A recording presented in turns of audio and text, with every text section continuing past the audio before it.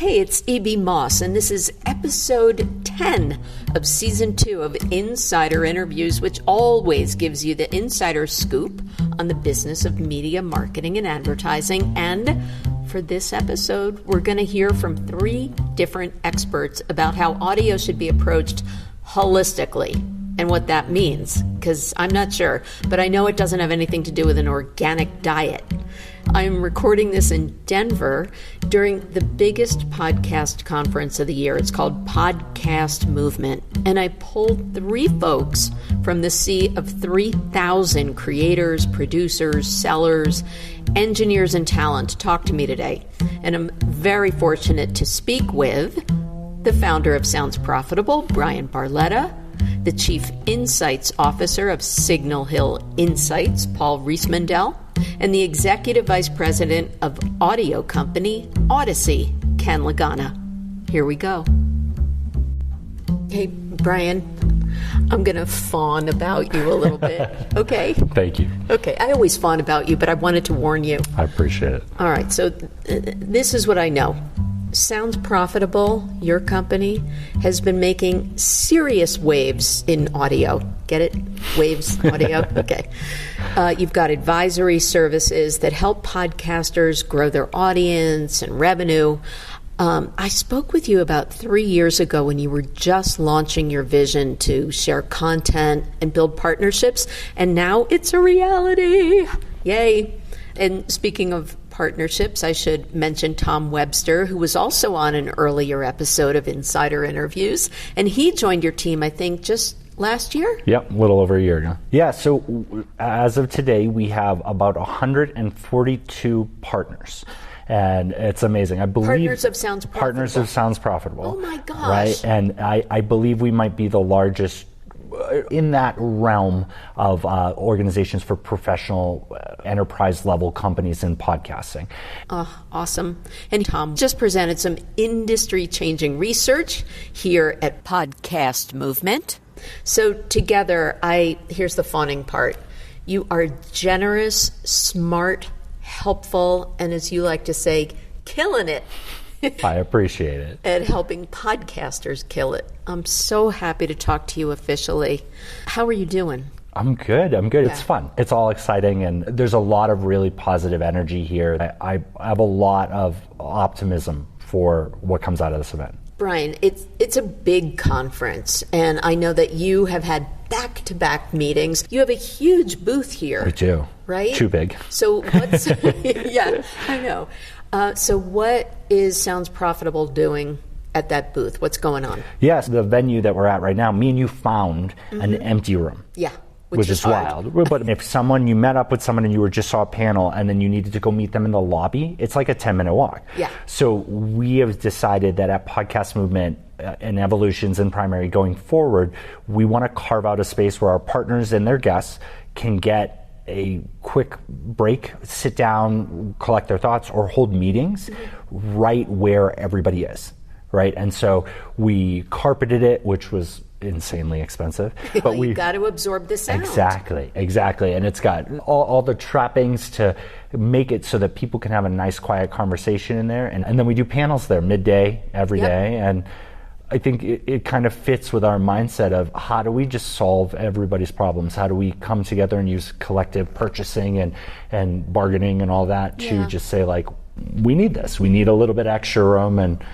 Well, let's talk about solving people's problems. You started this 3 years ago? Yeah, September is the official anniversary, and so that'll be 3 years. Holy moly. Yeah. Oh my gosh, I'm not your mother, but I'm so proud of you. Well, I appreciate it. We talked right when it kicked off, we did. I didn't know what this could become. What's the what of Sounds Profitable? What did you set out to build?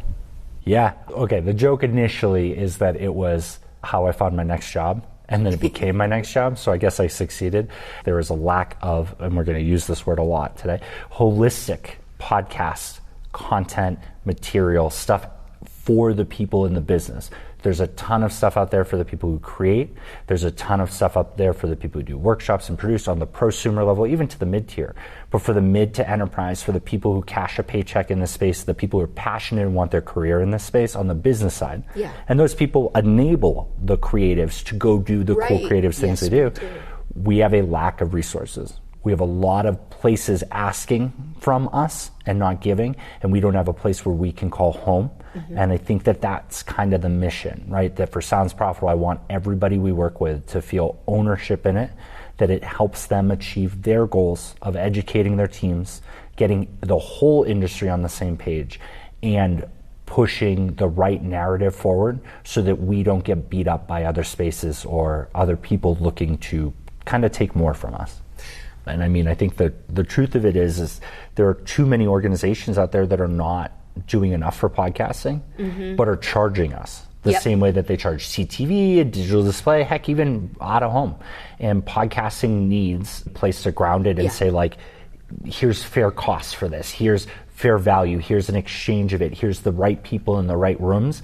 The ability to be that glue that pulls people together to collectively represent all of our partners, not even just the ones in the IAB, at the IAB Tech Lab meetings and things like that. Pull everybody together and make sure that any partner of any size can get in front of the right people, whether they're other publishers, ad tech partners, agencies, or advertisers. So that's our mindset, that we believe we have a good sight on what the industry needs, and we are not going to wait for someone else to pay for it. We're going to push ahead and do it. I get it. Okay. And you described it as having a home for all people in the podcasting space, not just a select few. And that's why you added carpet to your booth. Make it homey. Yep.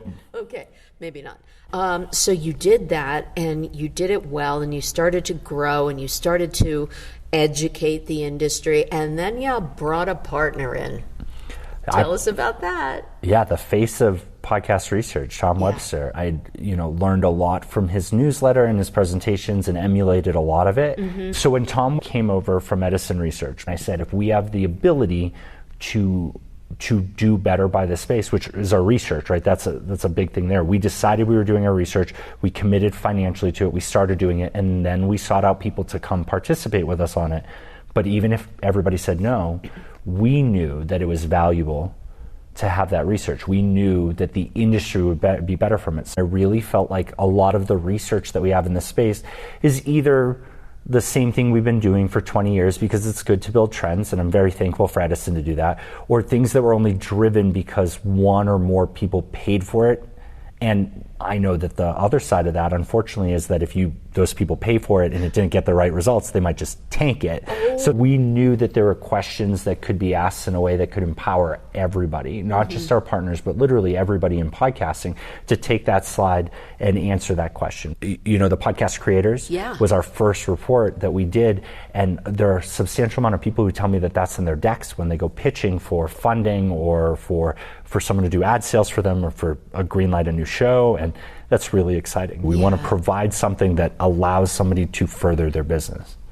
And new findings or research is being shared here at Podcast Movement. Yeah. At these events, we really focus on who's here and in the crowd, and we tailor the content for that. So his keynote is very much for the audience here, both business and prosumers, I would say, is the right term for them. What's neat is we have so much data that we might actually be able to pull a second report out of it.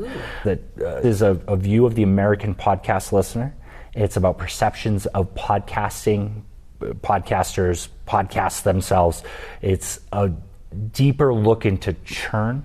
And because we continue to talk about growth, and people will say things like, podcast listening is up 3% this year. Well, was it just up 3? Or was it actually up 12, but a churn of 9%? And the thing, right? The thing I want to get more people thinking about, and Tom really opened my eyes to this, is that we look a lot at these reports and they say, there's so many people that say, I just started listening to podcasting in the last 6 months.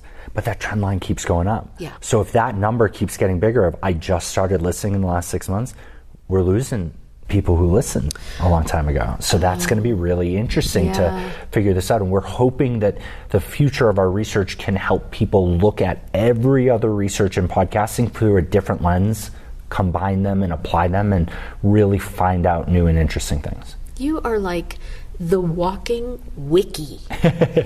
As Tom's got the research stuff way better. He is the best presenter of research. It's wild, right? He's a storyteller. Well, he was like a literature professor too, which is so ironic. Anyway, I want to thank you for teeing me up with the word holistic, and that's the theme of this episode. But what does that mean? What's a holistic approach to podcasting?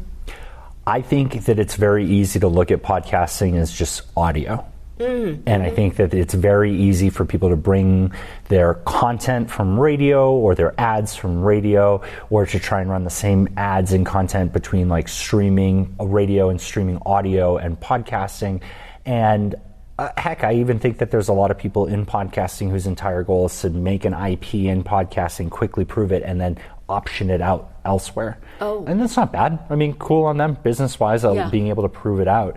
But I think the holistic approach to podcasting, and we're entering the why phase, is why podcasting, why uniquely podcasting, why start here, why everything that is here should be about here. Like, you can do video podcasting, and to me, that's very different than doing YouTube, right? Because if you come at it from a holistic podcast approach, and then you bring it to YouTube, that's going to be very different than if you just had a YouTube show and you're just like, well, let's just pull the audio over. Right?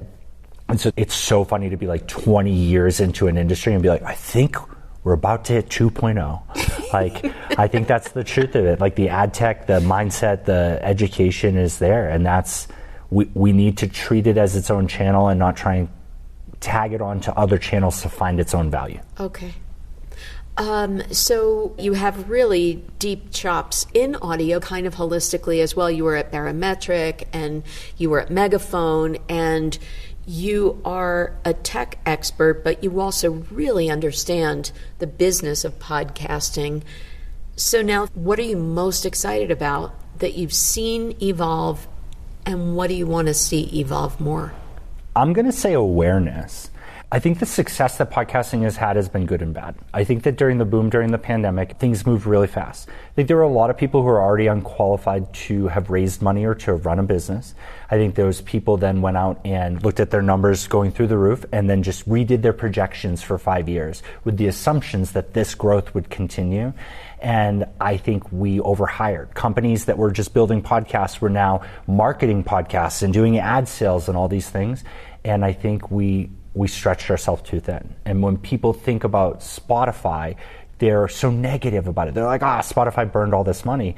I'm thankful for it. I think they bought us 5 years of knowledge in 1 year. Yes. You know, they taught us the podcast players are more like web browsers than they are like Netflix or HBO. You have a specific podcast player that you use, and you may be lured out to go listen somewhere else, but probably not. And it's probably not going to change your habits. Yep. So you need to use your tool to access it everywhere.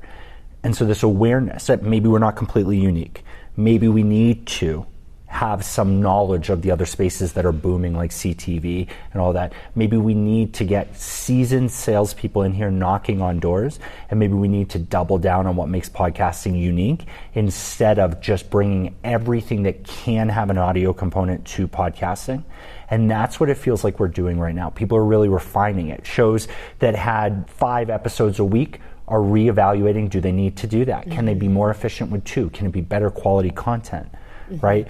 We're seeing networks consolidate certain things. We're seeing ad tech advance in different ways.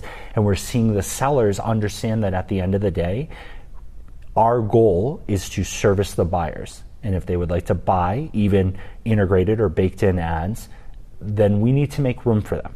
Mm-hmm. Because it is our job to make this industry grow, not our job to say, well, we've decided we don't do that anymore because we've implemented some new technology. Right.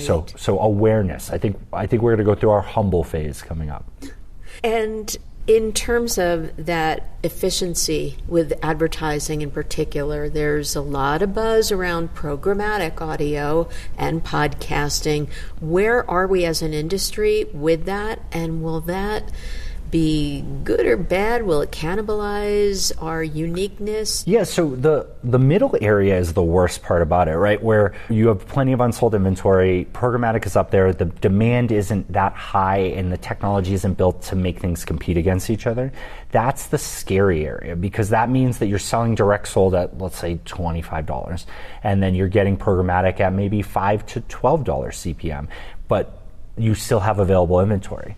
So the people who bought you direct, your fear is that they're going to want to switch to programmatic, but that's only a temporary period of time. First off, there's more you can do with that host-read, endorsed creative that differentiates it, and it allows you to have that unique sound. But second, at some point, more and more buyers are going to get into the space. I just accepted a position as the chair of the pre-bid committee for audio, and when that comes into play, it connects us to over 250 demand and supply sources for like programmatic, which means we're going to be able to open ourselves up as an industry to even more demand sources and have everybody compete head to head. And when they compete head to head, that means prices rise. And when they compete, it means there's less available inventory because they're fighting for those ideal impressions. So the prices rise and they settle. Now, I think that CPMs will drop a little bit on some sides and raise on others, but we are definitely in that awkward teenage phase. And so the tech can be scary and programmatic can be scary, but I think that it is a buyer's market right now. And I think that the tech that's coming out that really impresses me are around buyer safety, verification, brand safety and suitability, all of those things. And that's how we need to tell this buyer that can easily just throw their whole budget in CTV, spend a little bit on Spotify and call it audio. We need to convince them like, hey, we can keep you safe, we can get you great results, and we can make this worth you putting that effort to learn that. Because at the end of the day, they don't owe us anything. So I'm going to end with a curveball, which is that with political advertising, linear TV in particular is really facing a demise of viewership, and yet something like 56% of the local advertising for political campaigns went to linear TV, and you know how much went to radio? How much? 5.4%, according to a Nielsen survey. Now that's radio, AM, FM, you know, how's it doing, et cetera. And we're going to talk to Audacy a little bit later on too. But do you think that podcasting has an opportunity to fill in those blanks? Is programmatic not as robust yet, where we can put in short-term campaigns that are not baked in? What do you think about political as a vertical for podcasting advertising? I think for political advertising, political content in general, I think podcasting is fantastic because so many of those people with voices that are out there are good enough to be a podcast host, to be interviewed on places. So I think they can get a lot of organic reach. I think the advertising and podcasting for political campaigns has opened up a little bit more, but people aren't spending enough, so the prices can be high. Programmatic and other things are great, but it's very easy to alienate your audience that way. You don't know if this listener wants to listen to a political ad when you're in the middle of listening to your favorite audio drama. So I think that we'll see an influx of podcasts taking political ads, and then I think we'll see a lot of people block it. And the ones that do keep it, I think will do really well. But I think we're going to see more of a holistic approach. I think we're going to see more guesting and hosting of shows because it's almost worth it more. I would rather, if I was running a political campaign, create a branded podcast and put my money into marketing my podcasts, because that ad pushes my campaign and my podcast. And that's a killer model. But as broadcast television declines, right, on viewership, people who are there are the people who consistently turn out and vote.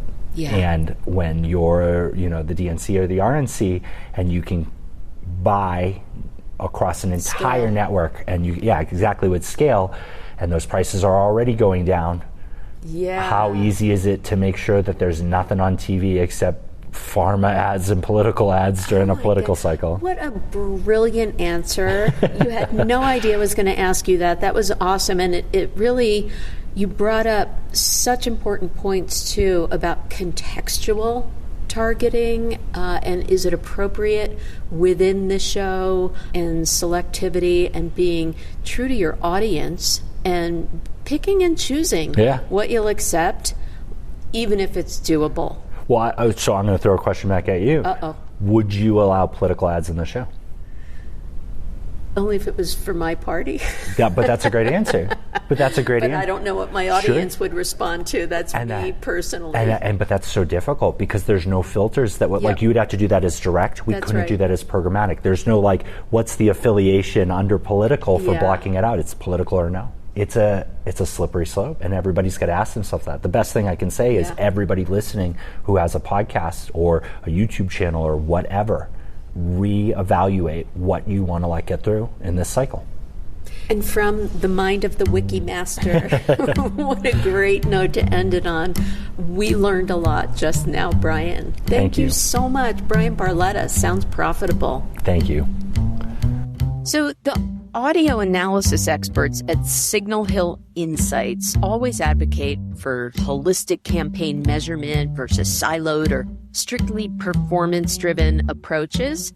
And their brand lift studies have really been able to spotlight some things like creative and planning to uncover why a campaign succeeds or stumbles. So next up, I'm going to be chatting with Chief Insights Officer, get it, Signal Hill Insights, Chief Insights Officer, Paul Riismandel, about how to optimize podcast and streaming campaigns in this episode of Insider Interviews. Hello, Paul. Hey, Evie.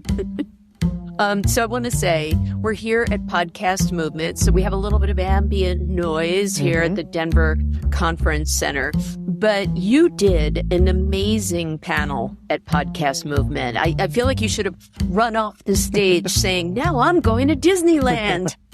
Thank you. How do you feel? I feel good. Good. Well, we learned a lot about best practices in campaign measurement, and hopefully you'll share a little bit about that. But I really want to give you a proper intro. So you and Jeff Vidler are the chiefs of Signal Hill Insights. Partners, chiefs. All right. In my mind, you're chiefs. And you joined earlier this year, as I mentioned earlier, as Chief Insights Officer. And that's appropriate because you led the Insights team at podcast companies, right? Like Midroll, Stitcher? Yes, Midroll Media, one of the original ad reps in the podcast industry, beginning in 2014. And at that point, it really wasn't an Insights role because we didn't know we needed an Insights role.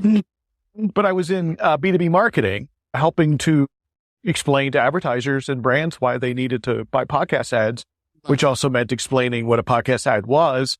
And very quickly it turned into, well, it's actually kind of a research problem. Because, we could talk about how intimate podcasts are and how well they work. And inevitably someone asked you to prove it. And so we went on the path of proving it. So it was there at Midroll, which became Stitcher. May it rest in peace. Yeah. Well, the brand is alive, even though the app has gone away at this point. And then we were acquired by SiriusXM. So I spent 2 years working within the sales research team on Podcast Insights. Yeah. So you're like the OG of this space, I think. And we're very, very lucky to have you. You do really share great insights. And I know together with the rest of your team, including, believe it or not, one of my former coworkers, Grace Carrick, just joined you recently. Yes. Right? You guys are the audio analysis experts, I think. Now I know a thing or two about analysis, but mine is the kind where you lie down on a couch. So I know that you advocate for holistic campaign measurement. So I want you to tell me what that is. Sure. I mean, really, it's trying to look at all the components of an audio ad campaign. So wherever possible, we like to go to an advertiser or a brand and try and bring together all of their placements, right? So often they're working with multiple networks, multiple shows, maybe multiple channels, have streaming and podcasts, and measure it all together. Measure it all together because we can make sure that we're unifying all the metrics across the board. So we can really have an apples to apples comparison.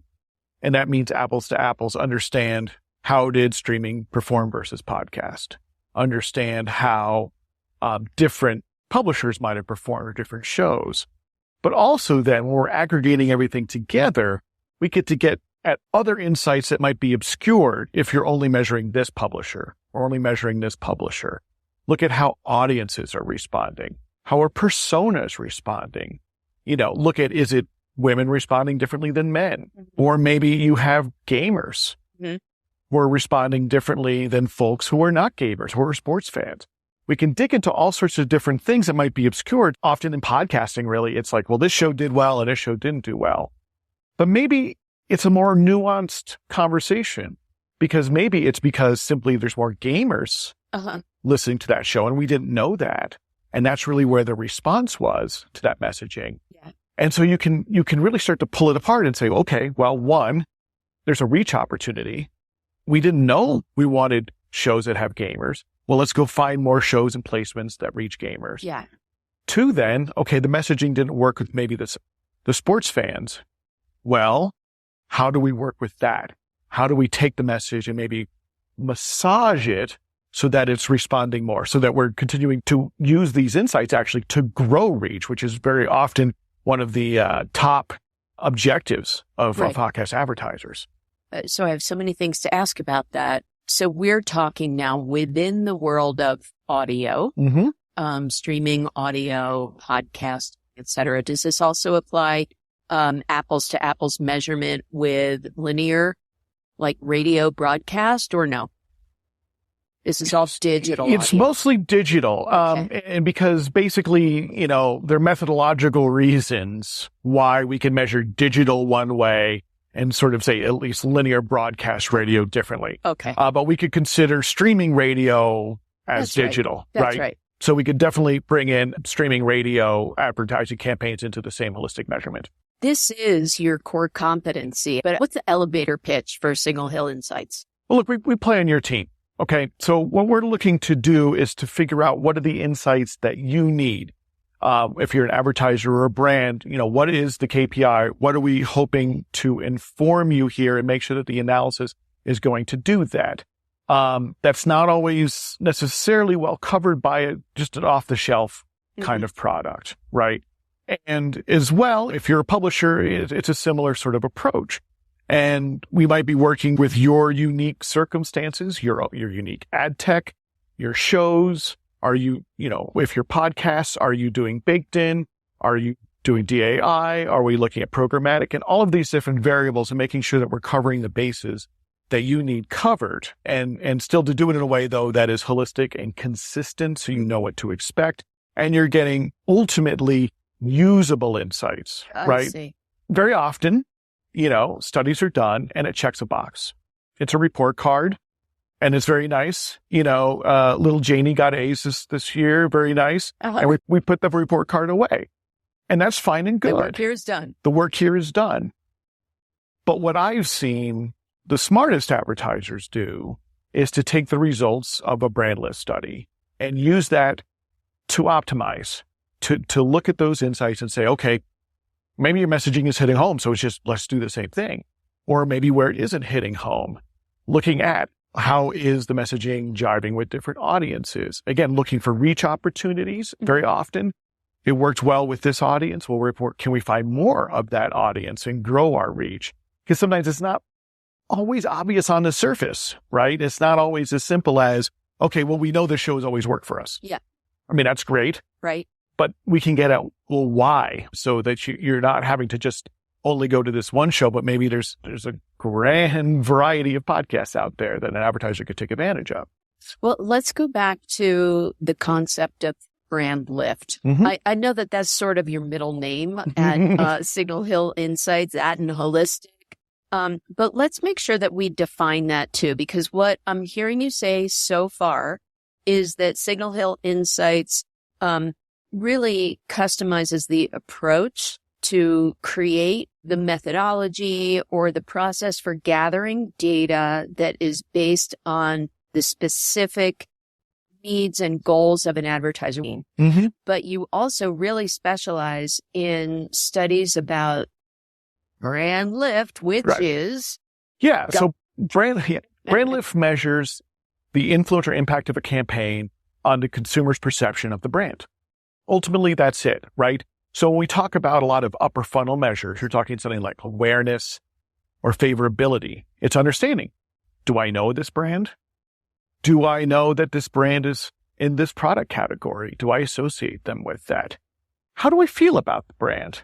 And we're measuring what is the difference in that feeling and that perception, that knowledge about the brand as a result of that ad exposure, as compared to somebody who didn't hear that ad. Yep.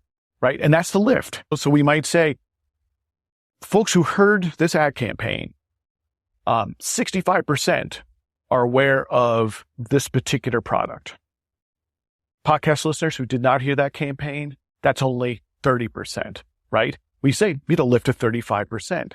We're really measuring that's the impact, because this part of the funnel is not measured in actions. It's people's awareness, what they know. And so we're asking them sentiment, qualitative, right? See. And then getting at, do you associate this message with this brand? Do you agree with these different messages about the brand? Often that's things that are inside of the ad, right? You might say this mayonnaise is the creamiest. It's the tastiest. Well, do you associate creamy with this mayonnaise? And you could say, well, of course someone would, but that's why we do the lift. Mm-hmm. We compare someone who heard the ad versus someone who didn't hear the ad.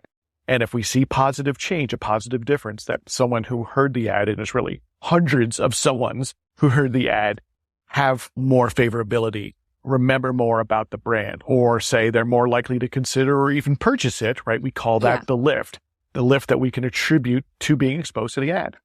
Got it. So then you are assessing brand lift, the increase in favorability, awareness, perception, et cetera, and that you're evangelizing is best achieved, brand lift, with a holistic approach to podcast advertising. Absolutely. Yes. I love it when I get it. I hope everybody else gets it. Okay. So let's talk about like some of the changes in the podcast industry. You've been talking a lot about the need to focus on ad creative. Mm-hmm. Why is that different now than, I mean, it's a young industry, but even so. So if we dial back to 2014. The serial days. The serial days. Well, and even people remember from those days, MailChimp. Yes. Right? And these really, As a MailChimp, for those who, weren't listening yet. And they weren't even like host reads. They were these well-crafted, like little tiny audio documentaries within a documentary. Yep. And there was a lot of that in podcasts. And even if you weren't doing something quite so cute and artful, nevertheless, like much of the dominant mode is what we call the host read. And I remember the Earwolf days working around the Earwolf network, and you'd see them handing the ad reads to Scott Aukerman before he goes to Comedy Bang Bang. He takes a minute and he pulls out the paper and he does his host read right then and there, right? Baked in. And it was just the flow. We didn't have sophisticated ad tech.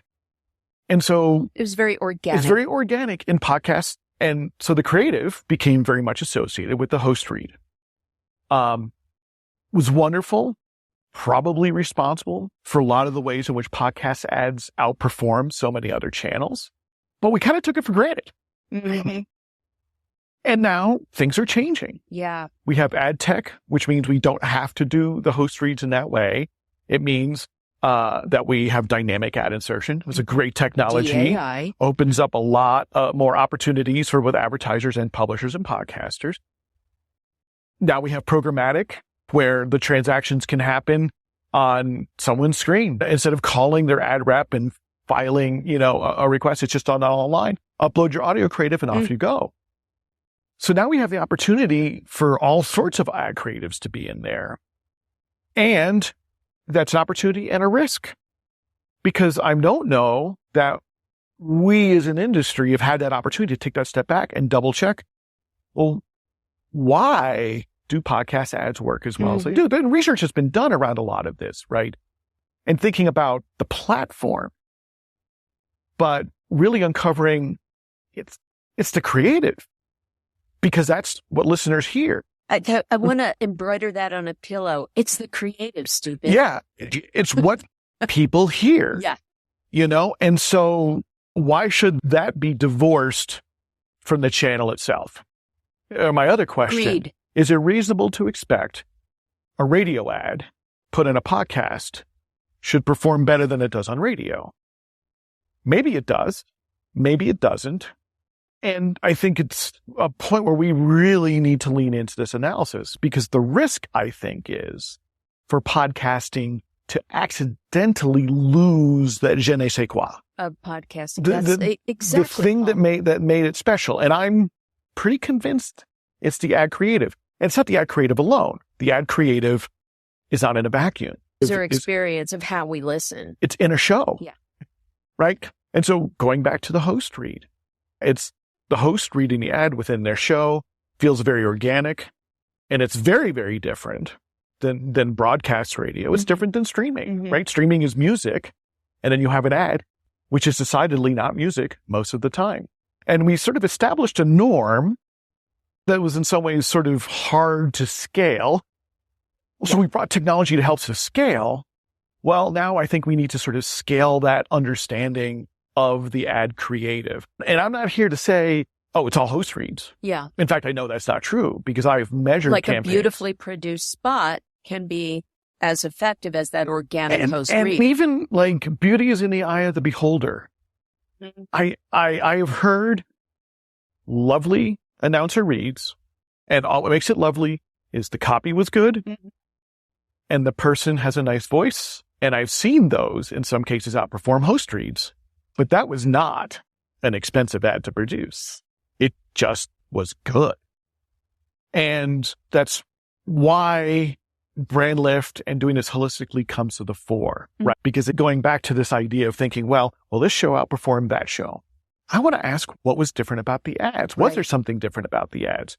Or did you use the same ad on both? And those are a lot of questions to ask. And we can ask them and we can begin to answer them so that we can get at this. How do you optimize, right? Because I do think optimization is really key for success, and success for the advertiser, but for success for the publishers.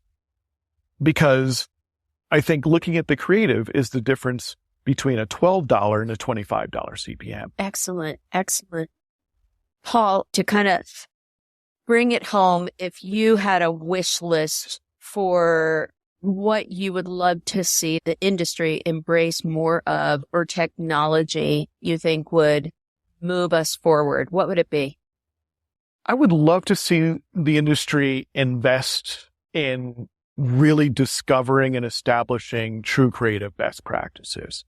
And you do that through research. Obviously, I'm here to do that. I'm very happy to do that. Insights. Okay. I think that now more than ever is that moment. And I mean, we could go through this room here and talk to so many amazing, talented, smart podcast people, ask them what makes the best podcast ad, right? And I don't think any of them is wrong. I don't know that they're right. I love that. So we have to find out. We have hypotheses, right? And if you talk to some really successful performance advertisers, they've done a lot of that work for their brand, and they know for their brand and their vertical. And I don't think this is actually this enormous, multifaceted research program, but I think there are hypotheses we can test, such as my biggest hypothesis is that podcast ads have to hold your attention while radio and streaming have to grab your attention.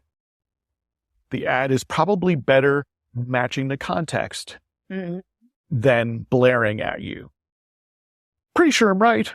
Would love to test it. I always think you're right. Paul Riismandel, Chief Insights Officer of Signal Hill Insights. Thank you so much. Thank you. All right. More to come. All righty. We are doing the third in the 3 segments here from Podcast Movement. And I am really happy to have another OG in the audio that makes space. Me sound so old. OG. That's what O stands for. I know, but hearing it makes it worse. Yeah. Ken Lagana. Ken is the Executive Vice President of Digital Sales at Audacy. That's why you get that title. Yes. Yes. And when you get old, you get that title. Well, you're an industry veteran. A couple decades in digital audio. You were at Audacy before Audacy was Audacy. Exactly. I was at Audacy when we were still Entercom. Previous to that, I really cut my teeth at Megaphone. Panoply, and then we rebranded to Megaphone. So it's been about 9 years in digital audio. Yeah. And it's been a fantastic 9 years. Well, they are very lucky to have you. I appreciate that. You were also SVP at CBS Digital Media before that. So what have you seen happen in the industry that led us up to podcasting getting on the map? Yeah, well, it's amazing when I think about it. Really, almost 22 years at CBS and at the foundational level of digital video. And, there are so many similarities and so many of the same types of challenges and opportunities that we had in digital video that now ring true in digital audio. And the evolution was literally like almost the same thing in terms of advertiser adoption, in terms of challenges, in terms of brand safety, in terms of how we evolved to programmatic. And a lot of the things that I saw in digital video were sort of reliving in the digital audio space, which is nice to some degree because I felt like I've been there, done that before. Yeah. But obviously, with different media and mediums, there's different challenges, even though you may know what to do, the how to do it, the technology is different. So yeah, every day is an adventure, as we say. So I know that you espouse being platform agnostic. Yes. About audio. You do radio, you do podcasting, the whole Megillah. Live events. Oh, see? Yeah. There we go. Yeah. So you guys are the ones who suggested a theme for this episode of the holistic approach to podcasting. So tell me more about Audacy. Sure. And you call yourselves a network, and then tell me about your holistic approach. Sure. So Audacy is an audio first digital audio and entertainment company. As we just mentioned, we have over 200 radio stations across the country in every major market. Depending upon what research you look at, we're either the second or third largest podcast network in the marketplace. And we do some really nice live events that are with some of the biggest names in the music industry. And so when you think about all of those things, it's the holistic approach. There's the holistic approach in audio. Mm-hmm. And then I think there's the holistic approach when you drill down in podcasting. And, what we like to talk about, and the way that we think about ourselves is we are 100% an ad supported platform across all platforms, which is different than some of our more well-known competitors in the audio space. And we feel like that gives us a pretty major competitive advantage. We also have a high level of unduplicated audience from a digital standpoint across a lot of our major competitors. So as much as 80%, and in some instances 90% of our audience is unique to us, meaning you can't reach those consumers, listeners, across other digital audio platforms. Oh, interesting. Yeah. So when you think about the fact that you may not actually even be able to reach those listeners because they're subscription based, there's a really big opportunity with Audacy to reach more of those people. And in a world where reach and frequency is an important thing, that's a major attribute that we feel like we can bring to the marketplace. Got it. And so getting back to your question though, when I think about holistic audio generally, our ability to bring all of those listeners to the marketplace and to our advertisers across podcasting, across, let's say as an example, we do a custom segment in podcasting and we do this all the time. We have the ability to distribute that custom segment more broadly across all of our radio stations, which enhances the value proposition and expands the audience and reach for our podcast-driven clients. And that's an interesting opportunity for folks like us. Not everybody has the megaphone, if you will, of over-the-air radio. Uh-huh. But when I think about holistic audio that's driven by podcasting, I almost think about it as a triangle where, you have these really in-depth high-end influencers, which would be our podcasters, and we'll do really unique segments or host reads, whatever it might be. And that's sort of at the tip of the pyramid. And I don't care what you say, as big as anybody's podcast is, and podcasts in aggregate are massive, doing individual host reads, there's limited reach. So Yes. the way to accentuate that, and thinking holistically, is that our ability to reach that, let's say you were trying to reach women 25 to 54, that next level after that host read in that triangle would be targeting women 25 to 54 across our podcast network. Okay. And then take that one step further. We have the ability to target women 25 to 54 across our streaming platform, because you can do that in streaming, and specifically with us at Audacy, you can target demographics and psychographics, not only in podcasting, but in streaming. Yep. And then let's take that one step further, and you can weave in OTA and that sort of that base of that over the air, that base of that pyramid is our ability to reach women 25 to 54. So you have this virtuous cycle in that pyramid.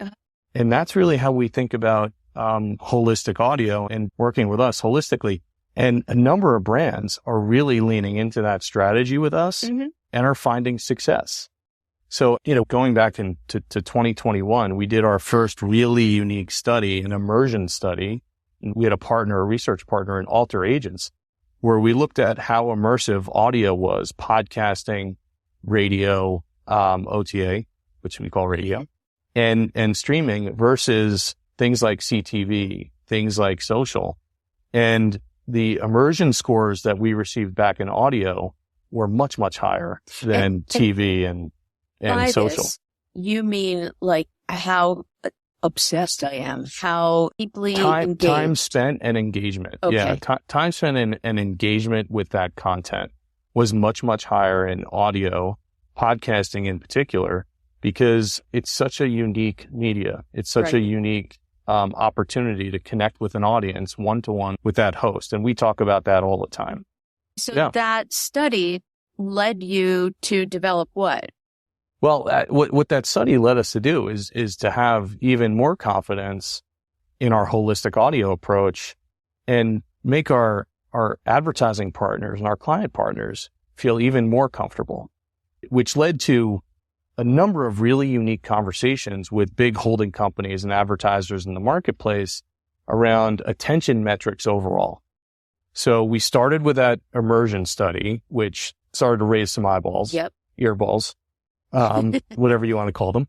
And fast forward us to 3 months ago when we released a study with some of our competitors in the marketplace that was driven by Dentsu, really around attention. Right. And how much more effective audio can be, even over social and TV and CTV from an attention standpoint, which is really, really unique. And it was groundbreaking, and it was the first of its kind. I mean, so much so that Dentsu is now talking about ACPMs or attention CPMs, which bodes really well for us in the audio space. What a point of differentiation for the whole audio industry.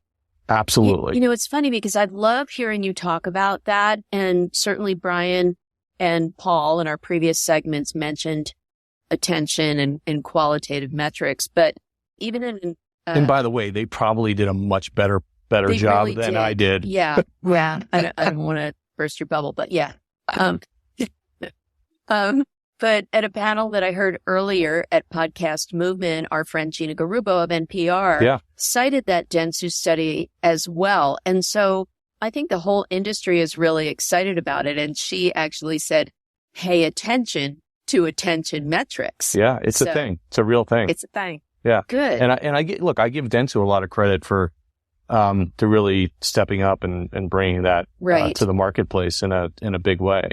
And when you think about it, when you look at what happened with the Hollywood strike in 2007, and we're sort of facing that now, right? Again, what you saw come out of that was a whole new slate of content in reality television that is been here to stay, right? And has become some of the most popular content in the marketplace. It's going to be, I think, really interesting to see what happens with podcasting as this strike continues to go on in Hollywood. Yes. Because people want content. They're voracious for content. Right. And we're going to be able to continue to pump out and deliver a ton of really good, really high quality content that you may not be able to get from Hollywood today. Well, I do have to say that the sole advantage of the writer's strike is that I'm now consuming the back catalog I always meant to consume. Yeah. Yeah. I mean, when you think about the comedy genre in podcasting, and we have a lot of it, Fly on the Wall is a great example with Dana Carvey and David Spade. It's an absolutely hilarious show. It is. But when you think about the lack of being able to get your late night fix, that's a great opportunity to sample Fly on the Wall and really, jump in with both feet. Brilliant. So on a more advertising, it's a very technical term, advertising. I love advertising. Thank you. or media front, like you, the industry is getting older. Yeah. And yes. Thanks for that reminder. Yeah. And wiser. And there are a lot of opportunities that we're seeing. A lot of people are also talking about like contextual targeting, but that also brings, as we see things mature per what you were talking about earlier and, catching up to the way video evolved, we're also seeing danger zones, like needing to ensure brand safety. So how's Audacy approaching things like that in particular with podcasting? Yeah. It's one of those things that it's always going to be there. We're actually, and this is a little bit of a spoiler alert, we're working on another study with a major agency that's going to come out pretty soon that I think will illustrate the fact that people are choosing to listen to podcasts in very unique ways. They're actually going out, they're finding podcasts, they're choosing to listen. Brand safety is not as much of an issue for them because they're so connected to those podcasts. They actually love the brands that support their podcasts. That being said, from an advertiser perspective, they want to feel comfortable that their advertising is in a brand safe environment. Right. So what we've done is we've partnered with a company called Sounder that allows for AI ingestion of our content, and you get an IAB or a GARM score, which is pretty industry standard. And, quite frankly, across our network, we're 99% brand safe, 99.5% brand safe. The 0.5 is basically true crime. And look, that's just a space you got to be in if you want to reach upscale females, 25 to 54. They love that type of content. And he's looking at me. Yeah, I'm looking at you and everybody walking down the hall. That's 25 to 50. God bless. I wish. Yeah. And so we're incredibly excited about what we're able to bring in the marketplace with Sounder. And to be honest, to date, people are talking about it a lot. And we sort of saw this in video. It took a while for it to really become a thing. Like, we're not missing deals because of brand safety. We're not losing out on revenue because of brand safety, but it's a part of every conversation that we have. Okay. So speaking of deals, tell me about a really cool one that took advantage of all Audacy all the time. Sure. There's one in particular, off the top of my head that we're really excited about. We actually have a podcast coming out in a few weeks' time that we produced with Amy Poehler called Dr. Sheila. And the whole premise is really unique. It's really cool. It happens to be scripted. And so what that afforded us was the opportunity to weave a big grocery brand into the fabric of the content. So it was really integrated into the content. And so that's one that we're sort of really excited about coming down the pike in a few weeks' time. Now, that's not branded content. That's like... No, it's literally this brand is integrated into the storyline. Oh, that's brilliant. Yeah. Well, look at Barbie. It worked, right? Holy cow, did that work? My nails are bright pink today. So... You know what? I noticed that. Thank you very much. Yeah. That's awesome. And now, will that brand also enjoy some non-podcast extensions? Are you gonna... Sure. Yeah. We will leverage some of our other platforms, including social. Yeah. So we're excited about that one. You ever record that episode live with Amy Poehler? Can I please be in the audience? Front row. You'll get the front row. You're in. And hey, Ken Lagana, my new best friend. And also, by the way, the EVP of Digital Sales for Audacy. That's it. So thank you so much for joining and illuminating this conversation. Thank you so much. Well, I hope you got some good insider scoop from this episode of Insider Interviews with me, E.B. Moss. If you enjoyed this content, please feel free to buy me a coffee at buymeacoffee.com/mossappeal. And I hope you'll follow Insider Interviews on social media and let me know if you have a question or a suggestion for a next stellar guest in media marketing and advertising. Speaking of stellar, my theme music was composed and performed by the incomparable Grammy-winning John Clayton. If I can help you with your company's podcast, please find me at mossappeal.com. Thanks again for listening.